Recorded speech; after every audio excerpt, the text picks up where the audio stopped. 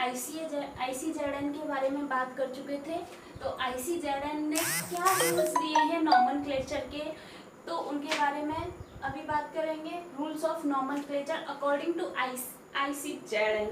तो इसके कुछ फिक्स रूल्स हैं।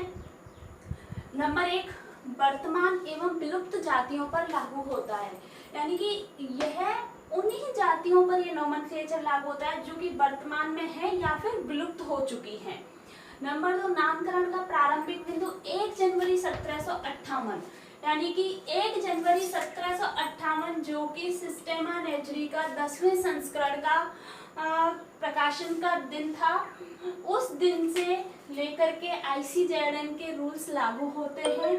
1758 से पहले क्या नाम प्रचलित थे इसका कोई मतलब नहीं है। दो वर्गकों के नाम समान नहीं हो सकते। दो वर्गक यानी क्लास और ऑर्डर या फिर ऑर्डर या फैमिली एक जैसे नाम नहीं हो सकते। जूलॉजी में कुछ अपवाद हैं, जैसे नाजा स्पीसीज और वंश का होता है। तो चौथा है वरीयता या प्राथमिकता का नियम। वरीयता या प्राथमिकता के नियम से तात्पर्य है कि जो नाम 1 जनवरी 1758 के बाद जो नाम सबसे पहले दिया गया, यानी जिस लेखक ने, जिस ऑथर ने सबसे पहले जिस नाम का वर्णन कर दिया वही नाम मान्य होगा, उसके बाद का कोई भी नाम मान्य नहीं होगा। नंबर 5, जाति के ऊपर वर्गकों के नाम एक पदीय होंगे, यानी जाति से ऊपर जितने भी वर्गक हैं जैसे कि किंगडम, फाइलम, क्लास, ऑर्डर, वो सब एक पदीय होंगे, यानी उनका नाम एक ही होगा। लेकिन जाति का नाम बाइनोमियल होगा, यानी कि द्विपदीय होगा। जाति में वंश और जाति दोनों ही होते हैं, जैसे टीनिया सोलियम, तो टीनिया 1 और सोलियम 2। टीनिया वंश है, सोलियम जाति है, तो ये बाइनोमियल। अगर इसमें उपजाति भी दी हुई है तो वो उसका तृतीय पद हो जाएगा, यानी ट्राइनोमियल हो जाएगा। इसमें टीनिया जो है, यानी कि वंश का जो पहला अक्षर होता है, पहला कैपिटल होता है, पहला लेटर जो होता है उसको कैपिटल लिखते हैं, टी को कैपिटल। लेकिन जाति का जो लेटर होता है पहला, उसको स्मॉल लिखते हैं। नाम लेटिन भाषा में लिखा जाएगा। नंबर 7, नाम लेटिन भाषा में लिखा जाएगा, यानी टीनिया सोलियम को लेटिन भाषा में लिखेंगे, लैटिनाइज। टीनिया सोलियम, इसका लैटिनाइजेशन कर दिया जाएगा। नंबर 8, खोजकर्ता का नाम व वर्ष जाति के आगे लिखे जाएंगे, यानी कि जिसने भी उस एनिमल की खोज की है या फिर उसका वर्णन किया है या फिर उसके बारे में एक्सप्लेनेशन किया है, उसका नाम जाति के नाम के आगे लिख दिया जाएगा और वर्ष भी आगे लिख दिया जाएगा। जैसे कि फॉर एग्जांपल नीरिस डाइवर्सिकोलर, इसका जो खोज की थी वो की थी मुलर ने 1776 में। तो नीरिस डाइवर्सिकोलर के आगे मुलर लिख दिया जाएगा और कॉमा लगा करके 1776 लिख दिया जाएगा। लेकिन मुलर को लैटिन भाषा में ना लिख करके कॉमन नेम लिखेंगे। और इसको कई बार व्यवहार में खोजकर्ता के नाम को शॉर्ट में भी लिख दिया जाता है, या तो उसके नाम का पहला लेटर या फिर 2 लेटर और आगे, जैसे जैसे कुकुलस कोरोमेंटिस एल या फिर लीन या फिर लीनियस, इस तरीके से। नंबर 9 है, यदि जाति का नाम बदल दिया जाए तो मूल वर्णनकर्ता का नाम ही लिखा जाएगा, लेकिन ब्रैकेट में।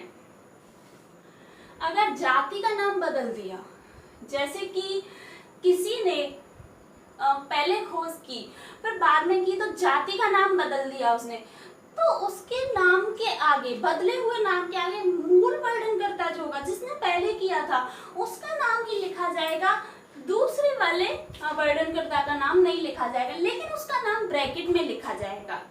ठीक है, जैसे एन टमीवा हिस्टोलाइट का, तो सॉर्डिंग 1930, इन्होंने ही इसका सर्वप्रथम वर्णन किया था। ठीक है, रूल ऑफ प्रायोरिटी का अपवाद, यानी कि जो रूल ऑफ प्रायोरिटी हमने 4th नंबर पर पढ़ा था उसका एक अपवाद भी है।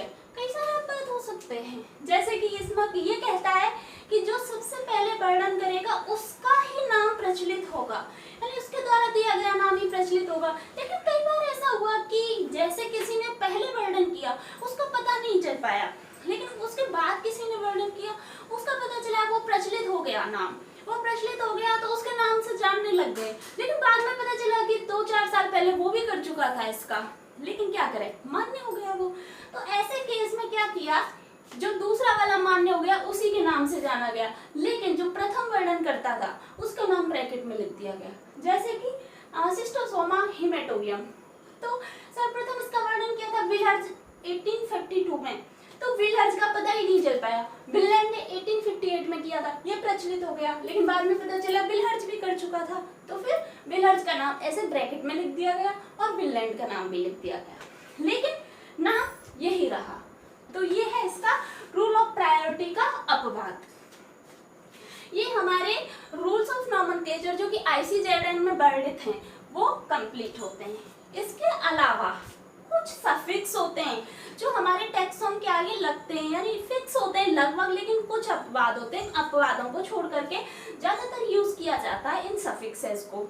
इनमें होते हैं जैसे फाइलम, फाइलम के आगे लिखा जाता है फाइटा बॉटनी के अंदर, सब फाइलम के आगे फाइटिना, क्लास के आगे ऑप्सिडा, सब क्लास के आगे इडी, ऑर्डर के आगे एल्स, लेकिन जूलॉजी के अंदर आई फॉर्म्स लिखा जाता है, और फिर सब ऑर्डर के आगे इनी, जूलॉजी के अंदर ऑइडी, फैमिली के आगे एसी और जूलॉजी के अंदर ईडी, सब फैमिली के आगे ऑइडी और लेकिन जूलॉजी में एनी, ट्राइब के आगे ई लेकिन जूलॉजी में इनी, सब ट्राइब के आगे इनी लेकिन जूलॉजी में इना। इनमें वर्ड का तो बोलने पता नहीं चलता, लेकिन ई ए ई आई ई इस तरीके से होता है।